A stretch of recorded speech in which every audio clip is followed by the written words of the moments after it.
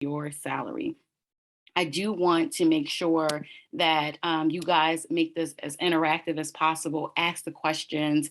You can ask whatever you would like to ask. I know Brittany, her and I talked this morning just about the structure. Like, do I share my screen? I think that me talking through it will help you guys have a clear understanding of a lot more things.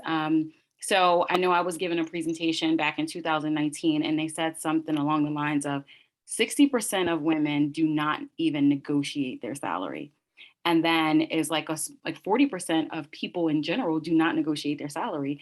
They just take the offer letter and run with it and get so excited and say, yay, I got a job. But just to let you guys know, that's a big no-no. So when you get your offer, I want to walk through the process of how do you negotiate? What type of questions you ask when you're at that point when you know they're going to give you the job, and then how confident you need to be in knowing that just because you negotiate, companies are not going to walk away from you.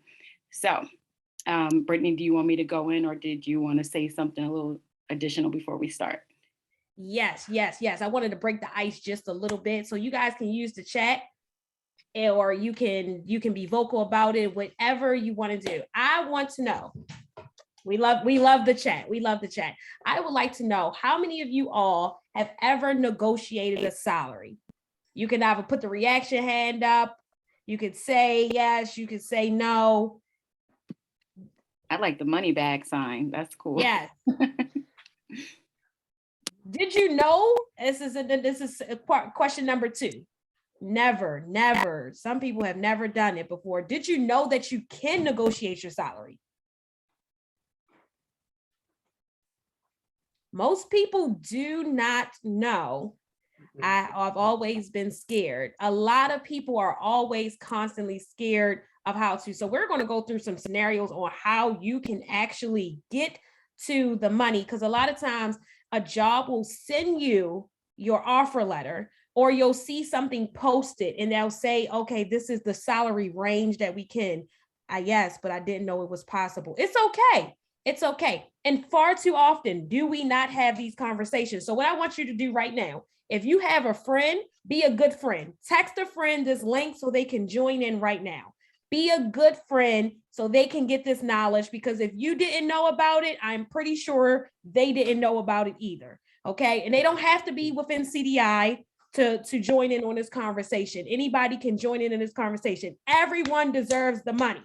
Okay. Everyone deserves the money. So be a good friend, because I do believe that birds of a feather, they flock together. So if you're getting to the bag, your friends need to get to the bag too. If your friends getting to the bag, you need to. So you need to share this information. We share tweets, we share memes, we share videos all day, every day. How can we share how to get to the money? So right now, text somebody. If you haven't texted somebody right now, I'm coming through right now. I'm coming through. I'm coming through hot. I'm coming through hot right now. Text someone to tell them to join in on this call right now so we can learn how to navigate salary negotiations. My last question. So I asked 2 questions already. The first one is, have you ever negotiated? The second one was, did you know that it was possible that you could negotiate? My third question is, have you ever settled for less? Mm-hmm. We all have. We all have settled for less. Look out there on Indeed, Glassdoor. Yeah. They will have the salaries listed. And if they don't have the salary listed, reach out to the HR department and ask them, how much am I going to be making? Because you don't want to get to round 3. I've been to round 3 of interview process, and I did not ask what the salary was. And when they presented me with the salary amount, I said, oh gosh, me for that? No, not at all. Did you guys text a friend? Tell them to join? Yes, no, y'all don't want to really say it to me because you're like, I don't know, because if she really does come through my phone, like I can't like time travel or anything, so I'm not going to do anything to hurt you. But I would like for you all to make sure that you make sure that this valuable information is just not kept within yourself. Don't keep valuable information within yourself. Always spread the wealth. Spread the wealth. And tell them about all the series as well, because Queen Isabel has worked really hard to put this stuff together. So don't disappoint her. All right. So your friends should be joining soon, but I'm going to turn it back over. They're going to make sure that y'all, because all the information that we're saying tonight, if they miss anything, you're going to make sure that they're up to speed. All right. All right. So let's get into it. Let's get into the money. Okay. So I know earlier this morning we were chatting, Brittany, like, okay, what vibe do we want to do? We were talking about myth busters, like what are some of those myth busters out there? And you guys can jump in the chat, or it's a small crowd. You guys can just blurt it out there. But some of the myth busters are, you can't ask, to Brittany's point, how much money am I going to make? Some people feel that they can't ask that question early on. They feel like, oh, is it inappropriate to ask that? It is not inappropriate to ask that question at all. When the HR person reach out to you and say, hey, we're interested in you, before you even start your interview process, it's nice for you to get that up front. Say, can you tell me what is the salary range for this position?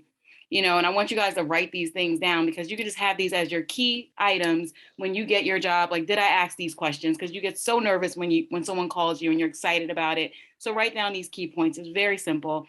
Can you tell me what the salary range is for this job? Some people get really nervous because someone will come back and say, well, what are you looking for? And then you freeze up. So have that question already in your head with the answer. And don't be afraid of the number you put out there either, because we'll talk about later how you can always change that up, right? But the number that you're looking for, going back to knowing your worth, you need to do your research. So these are some of the things to help you do your research to understand what you should be looking for. We all believe we deserve $1 million, right? I know I do.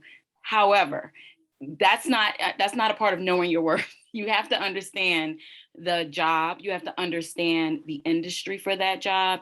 A lot of companies, major corporations, you have to also look into their stocks. So this is research that you need to do before you have that call with that HR person, so you can understand how can you negotiate. You might be in a really good position because this company did amazing, right? And you know where to negotiate that, because we'll talk about that in a second. Stocks is another great thing you can negotiate with your total compensation package, right? So you want to know how's that company stocks? How are the stocks are going? If they're doing great, that's a negotiation field for you, right? You also want to know, you can look at it Indeed. However, make sure that you have is normally a huge range. You want to make sure you understand for your particular city, within your state and your city, what is that range? Because obviously they go off of, someone in California will not make the same exact salary as you in Delaware because their cost of living. So a lot of companies also go off the cost of living. Even if it's working from home, they still go off the cost of living. However, if you get a work from home job, please know if that company is based in California, even though they're hiring you in Delaware, you can quote that base number from California. A lot of people do not know that. A lot of companies do not go off of where you exactly live when you're working from home. They will go off of the base place of where the company stands. So sometimes people don't know that and really lowball themselves and say, oh, you ever notice a company in California have so many people working somewhere else, working from home? That's because they know you can pay you less, because you're not going to negotiate your salary. So just know that that's out there. That's a range. And if you're sitting with a team in California, but you're working from home in Delaware, that puts you in a higher salary bracket. So just understand, think about those types of research. You're really doing your homework so you can know what your value is. That helps you get to your number. After you get to your number, add to it. Plus tax, add tax to it. Because when you get to your number, let's just throw out the magic number of $120,000. You want $120,000 from this job, right? And that's what you want. You want to walk away with that amount, and you know that's what you want to walk away with. So say if they come back to you in a salary range, if they provide you with a salary range and then they say, what were you looking for? Your answer would be, I believe what you decided. I believe what you stated is within my range. I would like to go further with the interviews before providing that number to you. That's a respectful Mm. way of not giving them an exact number, right? After they've given you the range. But some HR people will say back to you, well, what are you looking for, right? And you will get that. So have your number ready as to what you want. But don't feel that, well, dang, you find out later, I could have said a higher number. You still can say a higher number, and that's okay. So I'm going to give you the wording on what to say to ask for a higher number after they give you a number that's maybe right. They might give you exactly what you want, right? So just going back to the research. And any questions so far before I go? I do have another myth. Okay, yes. Another myth is I can't go from job to, I have to stay within the same salary range if I'm applying for other jobs. So say for instance, Absolutely. if I make $30,000 right now, I have to negotiate within my next job around that same margin that I'm already making right now. Absolutely not. I will say every single job I switched to, it was always a $15,000 plus increase. That's the way. And we're not in the Yes. years of our grandparents where they worked at the same job for 30 plus years, right? Where it's a little bit different. And a lot of people will look at their resume and believe, like, I have to stay within this job for this amount of time or it looks bad on my resume. It does not look bad on your resume if you switch from job to job. It really just depends on the work that you're doing and that you're staying employed and you have a good storyline. So when it comes to negotiating what you're looking for, you do your research. Sorry, guys, for the background noise. Do your research. If you're making $30,000 and you're going for a job that's $100,000 and that's a $70,000 increase, that's nobody's business but yours. If someone asks you, how much do you make currently? You resurface a correct way of helping correct the HR person because they're not supposed to ask you that honestly. Is, well, I really want to just focus on this position. Would you be able to tell me what the salary range is for this position? That's a better way of helping them refocus. You never have to say, oh, I make $10 an hour right now. Wow, wow. You don't have to say that at all. They don't need to know exactly how much you make. That's not what you're there for. So to your point, no, that is a great myth buster, Brittany. I actually have a follow-up question kind of related to that. So what if you are switching within the same company but different department? So the HR person kind of already has that figure in their head. So what if they say like, oh, you used to make this, and by switching it, it's like a 40% increase. So you should feel, you know, you should accept it, kind of like that.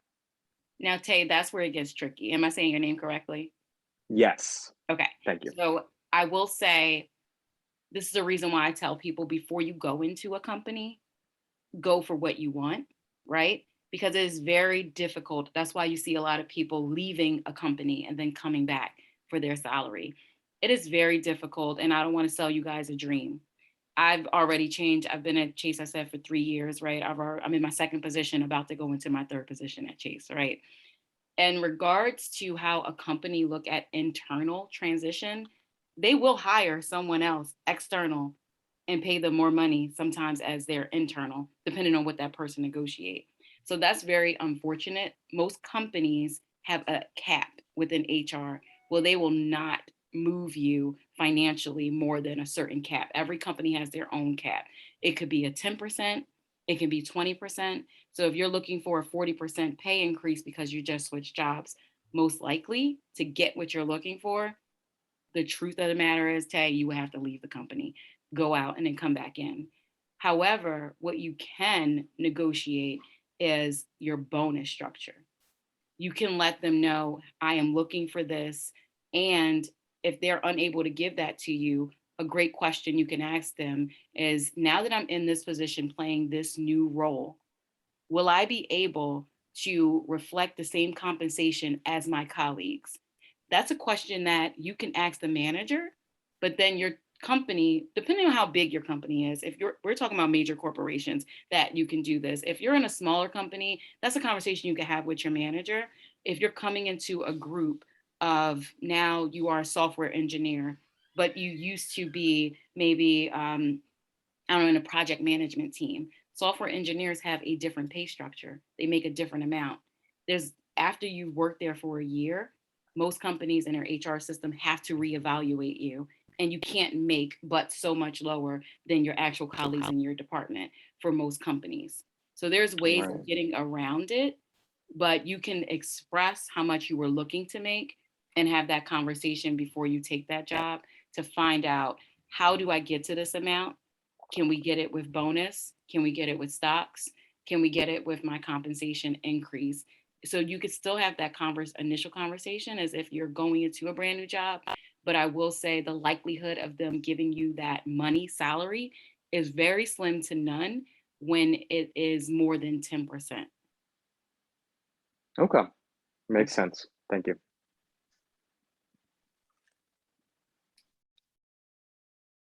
All right. Any other questions? All right. Any more Mythbusters, Brittany, or you want me to go in a little further?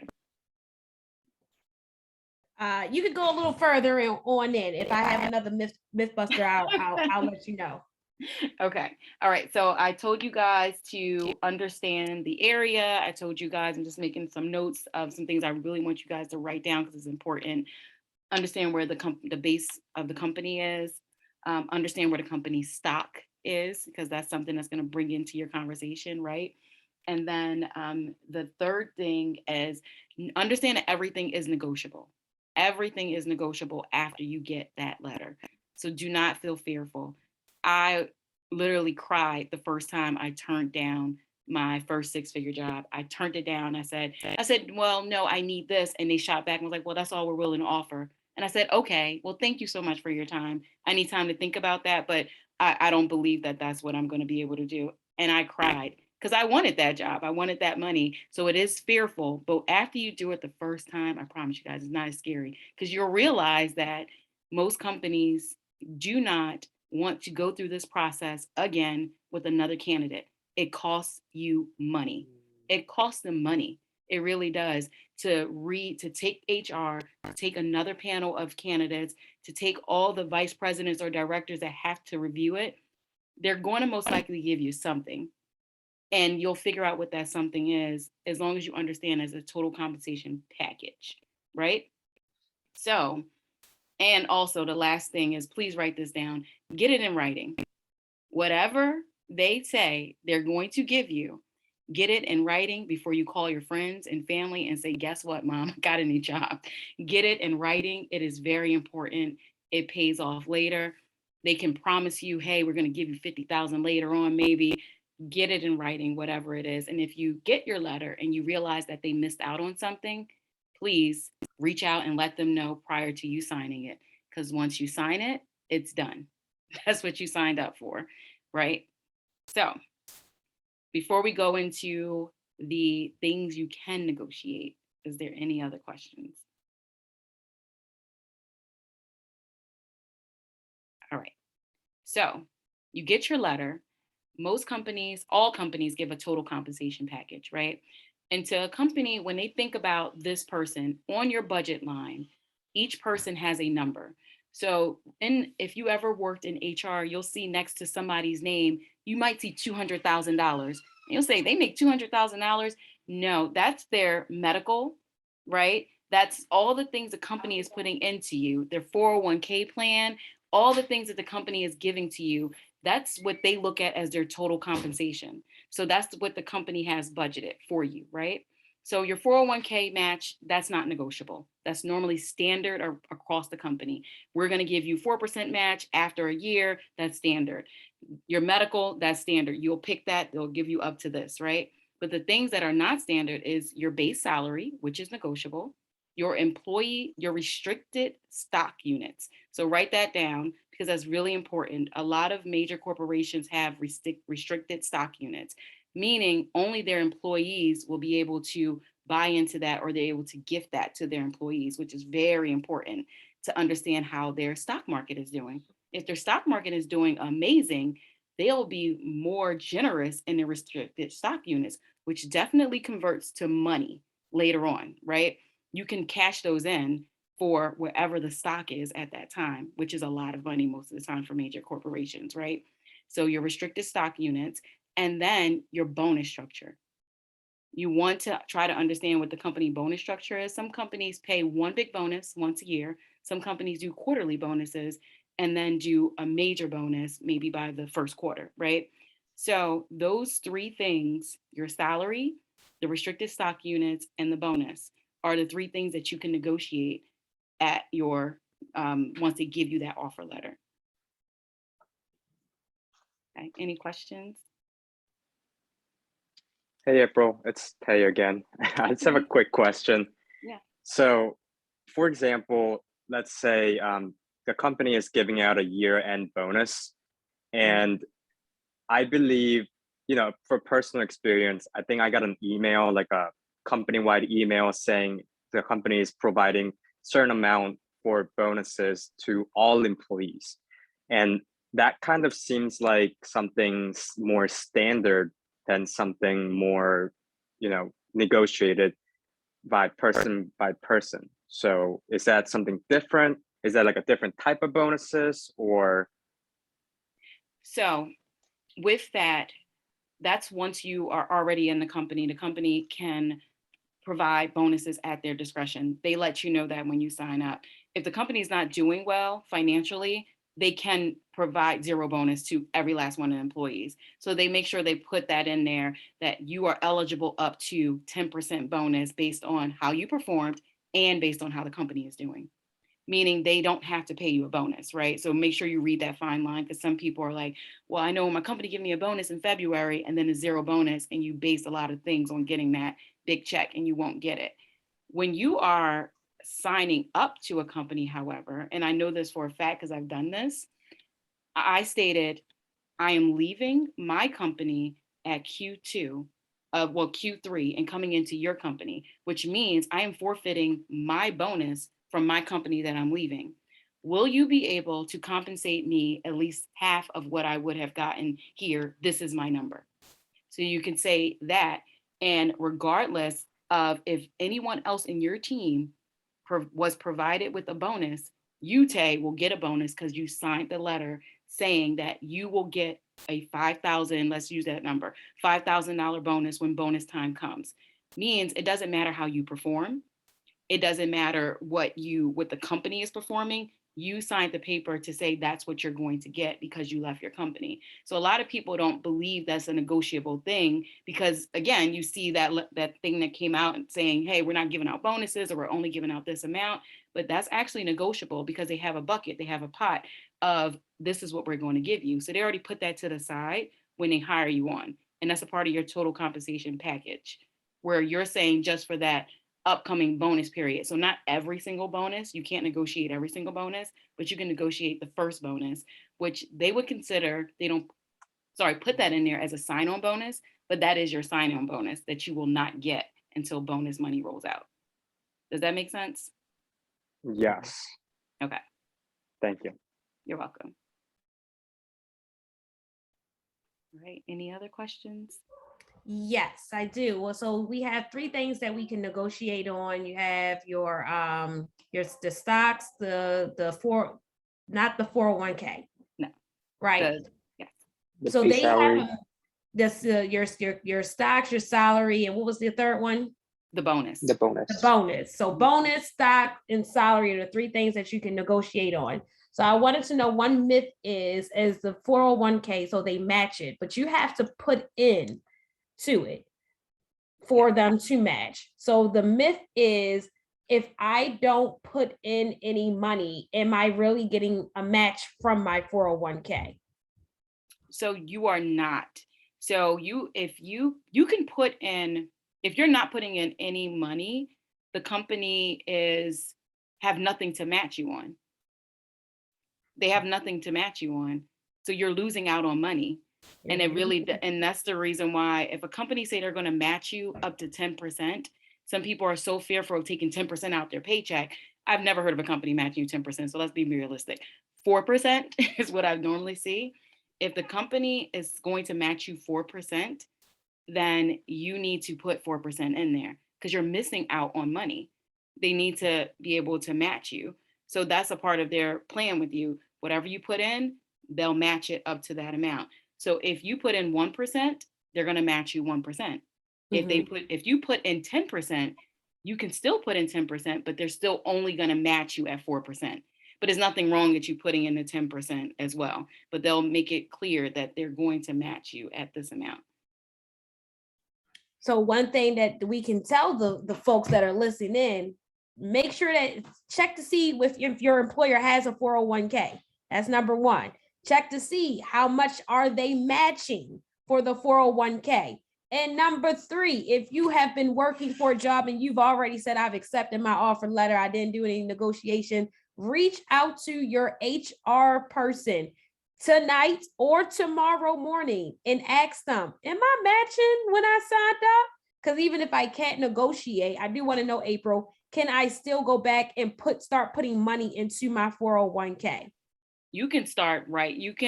So your 401k, you can call your HR department. However, most companies have a bank that they work with, right? For the 401k. It's something you always have access to. You can always change. And that number, you can go in tonight and put it for 4%. And tomorrow you can switch it to 10%. You have access to that. So what you will want to know is call your HR department and say, who is our 401k plan through? You're provided, if you have a 401k with your company, they provide you with a plan. Your plan, if you never activate it, is just sitting there. And it could be with a bank like Fidelity, it could be with something like Chase, and they'll give you all your information and they'll show you, you might actually have already signed up and didn't even know. Why? But if you see on your paycheck, you'll look and see 401k. If you never signed up or did anything with it, you might see zero there, but you're losing out on money. You really are losing out on money if you don't understand that portion of it. So that's something you definitely want to understand, and HR they will be able to help you understand. So is everybody reaching out to HR tonight? If you don't know, you're missing out on money. You gotta find out. So text another friend and say, reach out to your HR department either tonight or tomorrow morning, because I need to know if that 401k is matching. Like, oh my goodness, your job matches 5%. Wow, you're not giving it. Yeah, we're losing out on money. And typically, from my experience, a lot of persons in the HR department, they do not just come out and say, hey, once they do your benefit paperwork, they're not coming back to you to say, hey, you didn't sign up for your 401k. Because why would they? Because that's money that they have to spend out of their corporate pot. So why would they do that? Of course, we will all think that everyone is great. However, this is not the case. So why would they want to give you free money? So be sure that you have to stay on the. Take it away. So I have a question in the chat. Could you not put anything in the 401k the first year and then start the second year when the company starts matching you? Or will they only match if you opt in initially? No, that's actually not. You can, some companies do have that. We will only match you after you complete 1 year. You can opt in, you can opt out of 401k for a year. You can always opt in.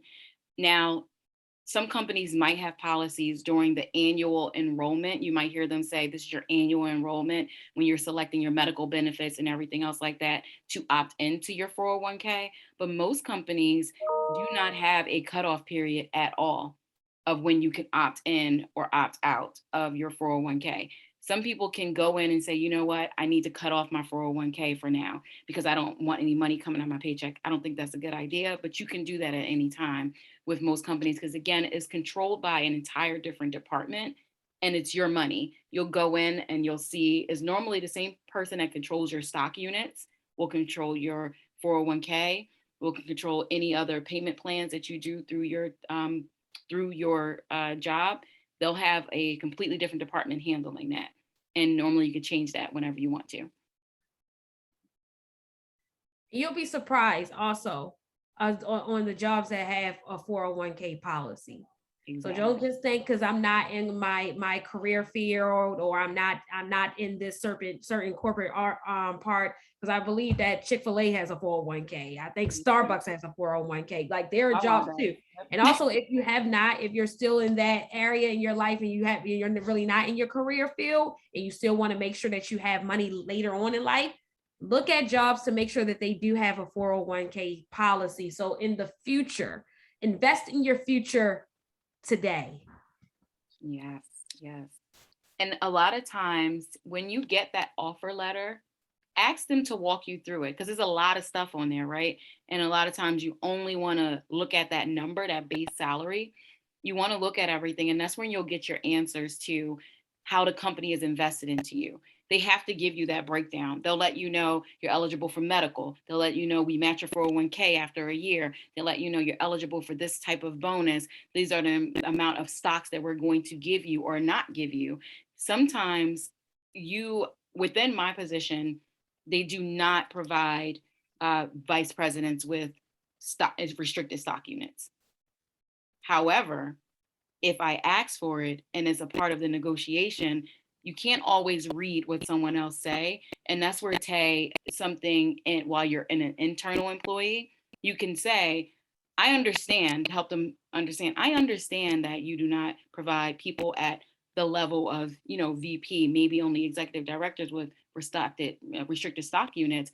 However, being that I can't get that compensation I'm looking for here, would you be able to provide me with that there? Asking a question will really allow people to do loopholes for you. So just don't be fearful to ask the question, because a lot of companies will want to keep you, especially at this time. A lot of companies are facing a lot of attrition. They want to do what they can do to keep their employees. They might not be able to give you an increase in salary, but they may be able to give you other things. Some people can negotiate vacation, although that's not at the top of my list to negotiate. Some companies have their standards. However, after COVID, your standards are now going up. For instance, within Chase, they will give you an additional 2 weeks. That could be something that's negotiated. I don't need additional 2 weeks. Like they already give you enough vacation time. So if that's something that's really important to you, that can be something that you can ask as well. Are vacations negotiable? Or I'm starting the second quarter, will I still get my full 4 weeks? Or will that be taken out? That's another question you can ask. All right. Anybody have any questions?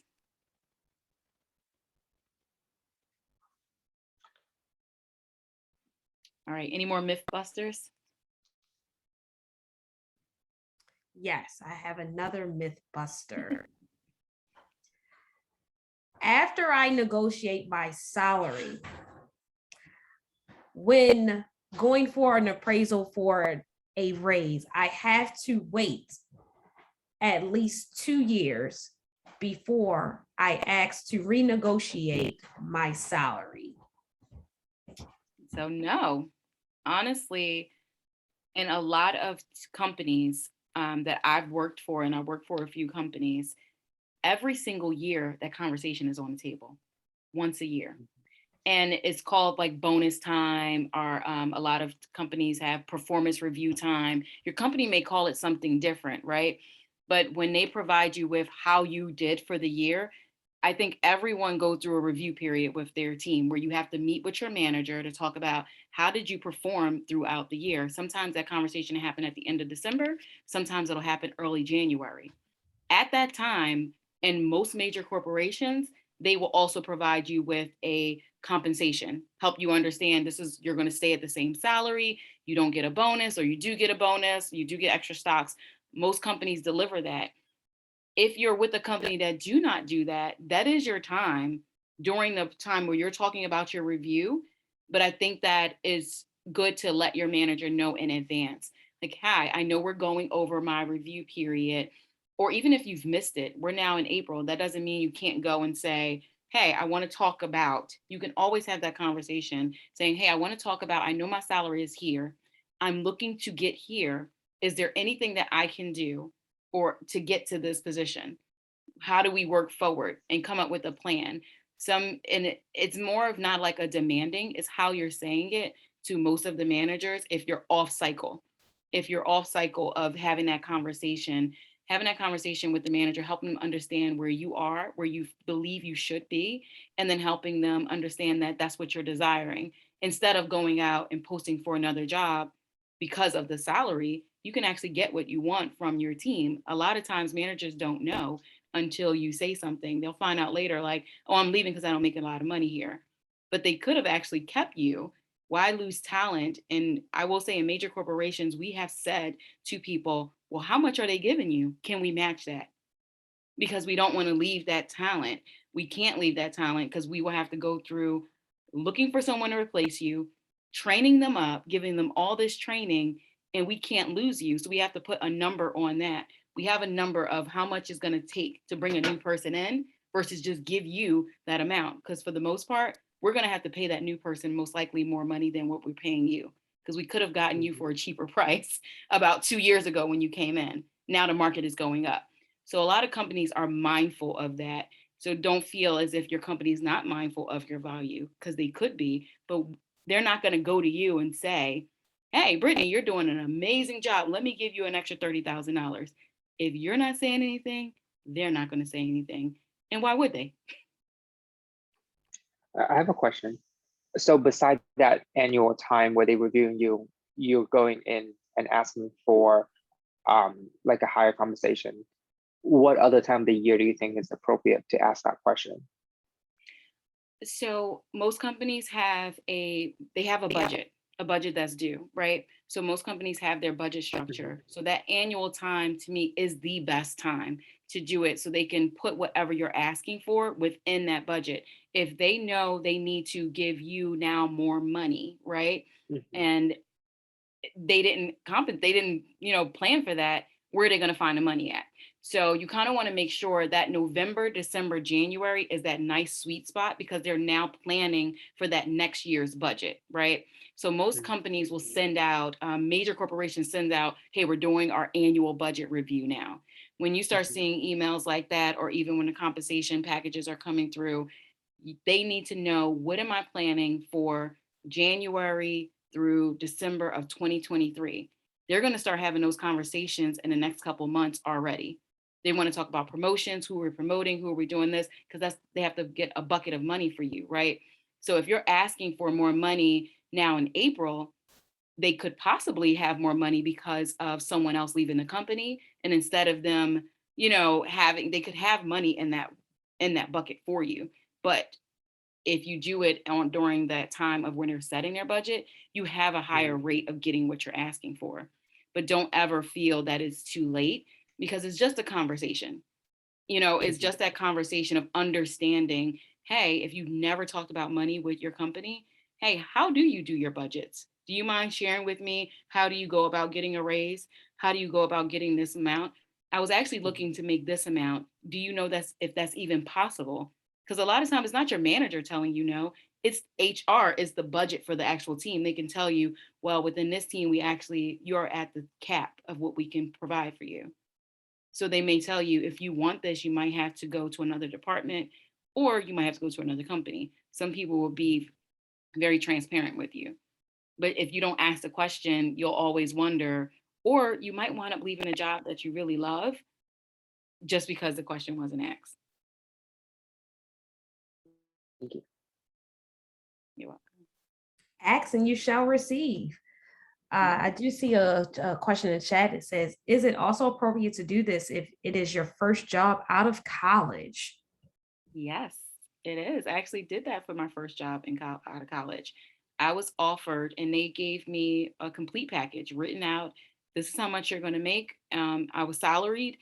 I worked at a pharmaceutical company, and they said, this is what you're going to get. They gave me my entire package.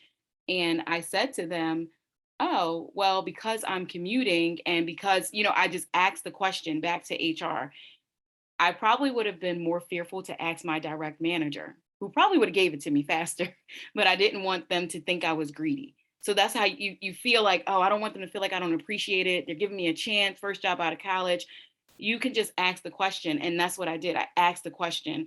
And it was really of a matter of fact, not so much of me. I was going to take it regardless, right? But I wanted to know. I was like, oh, well, I thought that, it would be this. I was like, well, I have to commute and I was just explaining certain things.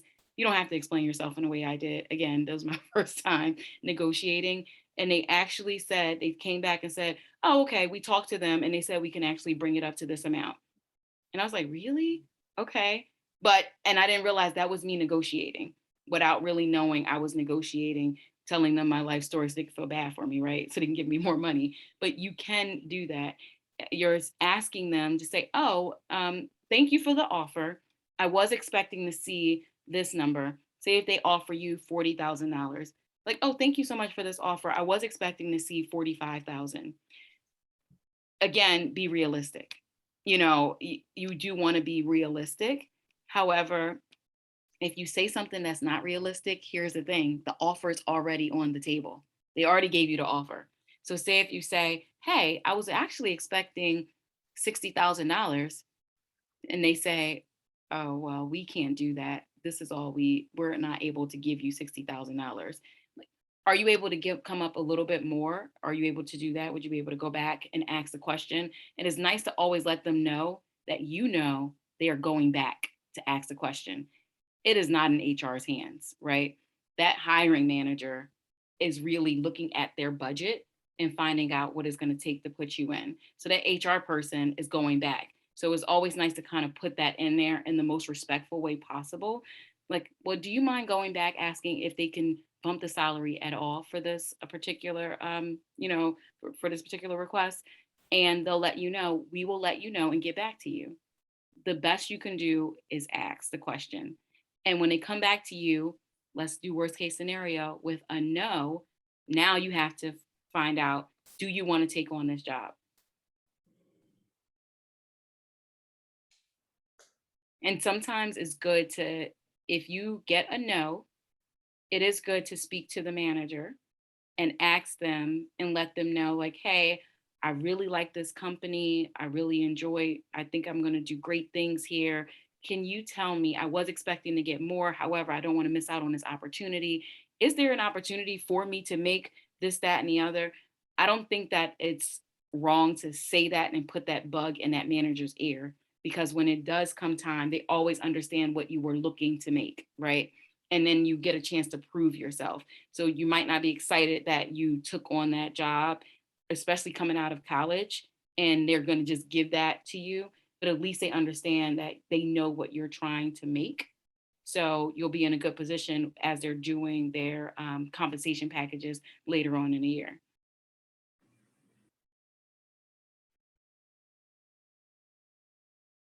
Okay, hopefully that helps.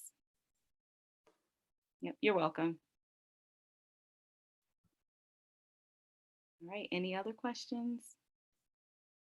Let me make sure I got everything over. So another thing I wanted to make sure I put out there is that when you're looking at the salary range, I had a note here, is to consider all things such as your commute. Like I said, when I was looking at how much it was, consider your commute, make sure you're explaining that, consider your work-life balance, consider your ability to actually grow at this company. Sometimes for me, they only gave me an extra like $2,000. They didn't give me anything big, right? So it's not like they gave me a massive amount coming straight out of college when I negotiated. Like, okay, here's $2,000. Hopefully you can get here in time with your car. But you have to, I knew there was opportunities at this company to grow me. So you do have to look at those things as well. Like, can I grow? Can I move around? Can I learn these things? What does it mean to put this company's name on my resume? Because that then can also get you bigger money too later. So think about the long haul as well. So don't feel if you get a no, think about, is this worth it? So all those things, sometimes it's not just the number. You got to think about all those different things as well. And I know we only have 5 minutes, but one last point I wanted to say that I didn't get back to you guys. If you say a number and they offer, and you go through your interview process and they offer you the number that you said, don't feel like you have to take it because you're the one who said that number. Here's a good, appropriate way of turning down that number and still asking for more. You could say, well, Tay, thanks for interviewing me. I do appreciate you giving me that amount. After going through the interviews, because you're now talking to HR still, after going through the interviews with the director and the team, I love them, they're great. I realize the level of effort that they're going to need from me within this position and the amount of time I'm going to be spending in order to get this team where they need to be. And I'm so happy they believe that I'm qualified to do this for them. I'm actually looking for ... So that's helping the HR team, what they're doing, they're writing it down. Remember, they're always taking it back. They're taking it back to someone else and they want to know why. You just saying, I just want $10,000 more doesn't make sense to your hiring manager or the people that's doing the budget. They'll say, you know what? He was a good candidate. He's right. It does take a lot to bring these things up to the team. So just because you give a number up front, don't feel fearful to change that number after your interview process is complete. Because remember, they already like you. The worst they can do is say no. I have another question. Yeah. So it has to do with inflation. So because of the salary of like 2 years ago or last year compared to the salary of this year, what if the raise that they boost you up is actually significantly lower than the inflation, but it's company wide? Do you think it's still okay to be asking for a raise based on inflation for you yourself only? Or do you think it's because like the whole company is like that it's not culturally appropriate to ask for a raise? No, I'm going to tell you this. Always, you always have to speak up for yourself. Please know the company is going to make everyone believe that we're not doing well. I work at a bank, the largest bank in the world. They provided that same message to everyone. Inflation, hey, on my one-on-one, hello, I would like to talk about, where I would like to be. This is the amount that I'm looking to get to. Is there a way that I didn't bring up the conversation of inflation? And so I do think that what they can provide you with is that same spill, or they can provide you with, I don't want to lose you. Because that's another big thing. I don't want to lose you. If you leave, for me to bring on another you in my department is going to cost me money. So just remember, companies are thinking like that as well. So don't ever feel like, hey, I can't do this because they don't have it right now. Think about your company, wherever they sit, you can work for a $1 million company or a $1 billion company. They always understand how much each person is. They always put you in a budget. And for the most part, what they brought you in at is lower than what they can actually pay you. They always have a budget and range for you no matter what. And it depends on what you're asking for if they ever bring you up to that range, right? So no, I think you should always feel comfortable to ask the question, and kind of, it's nice that you're thinking of the company in that way, but please believe if they're hiring people, they're okay. Yes. Thank you. You're welcome. Well, I know we are almost at time. I really hope that this helped. I didn't do a presentation because I didn't know how much that will really assist you guys, but hopefully me talking directly to you help you get a little bit more understanding on negotiating, and at least write down some key points that you should always ask when you're about to go in to negotiate your salary. And please use the key points of researching the company so you can know what to ask and if you even have leverage to ask certain questions. Definitely. I want to make sure that everybody was actually listening. So I need you to utilize the chat right now and I need to have at least 5 responses of what you learned, because I don't want anyone to say, I'm not making the money that I need to be making, because you weren't listening. Okay. I need to make sure that you're going to get that money. Okay. Negotiate salary, stocks plus bonus. Research. Absolutely. You can negotiate your salary. That was a big myth that a lot of us did not know. It's okay to negotiate your salary for a job fresh out of college. Come on with it. Negotiate a salary in different ways. Ask about commutes, etc. Get it in writing. Yes, get it all in writing. Don't be scared to advocate for yourself. Never be afraid to ask for more. You can use the living wage from the company's location instead of yours for remote work. We're all gonna look at California now. Yeah, I'm going to be looking at stuff in California like, hey, What are we doing? what are we doing? Okay. All right, Isabel. All righty. Well, thank you so much, April. If everyone wants to give a virtual round of applause, smiles, reactions, love Thank it. you so much. Thank This you, is April. awesome. Thank you for providing the safe space for our students. Our big thing is getting them to college, but for us, it also means college completion and then to your careers. And so that can be scary. We recognize that's, and money can be weird. And so we're having these open conversations to help you through that process. So thank you. Thank you.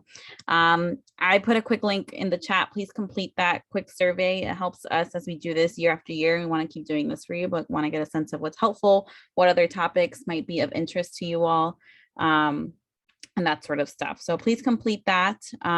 This wraps up our hour. Next Thursday, we'll do stocks and investing with one of our board chairs, actually, talking about what that looks like. And she's done this for a long time. And so, like we said, invite a friend. If you're having, hesitations around who to invite, just let me know. But we've kind of just opened this up to CDI scholars. That includes high school, college, alum. And then we typically have been saying now, like, bring a friend. Like I told Miss Stevens and Miss Yalate, I was like, tell your friends. And I mean that genuinely, because this is good stuff. If you are an alum or a college student, there are many more other resources and other things around salary negotiation on CI Connect under resources. So check those out in case you want to dive deeper into this specific conversation. And this recording will go up at the end of the month once the series is over. So we'll put that also in our resource hub.